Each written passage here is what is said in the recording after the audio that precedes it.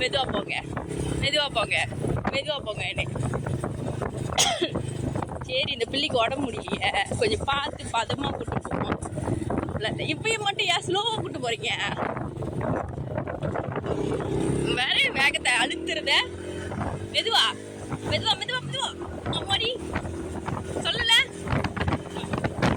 அப்படித்தான் வேகமா போறது.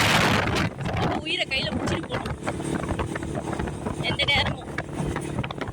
மோட்டர் எடுத்தாலே நம்மளுக்கு அப்படியே கதி கலங்கி போயிருக்கோம். போனோமா, இவர் கூட நம்ம போனோமான்னு யோசிப்போம்.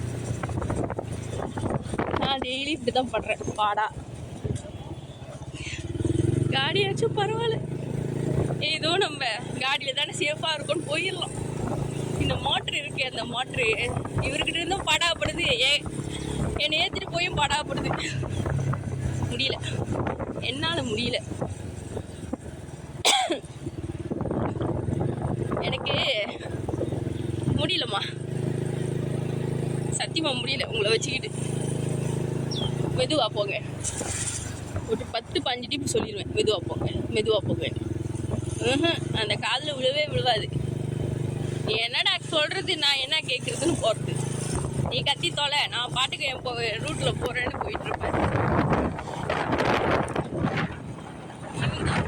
சாரி, மூஞ்செல்லாம் காட்ட முடியாது. சார் ரொம்ப பெரிய மோட்டரு.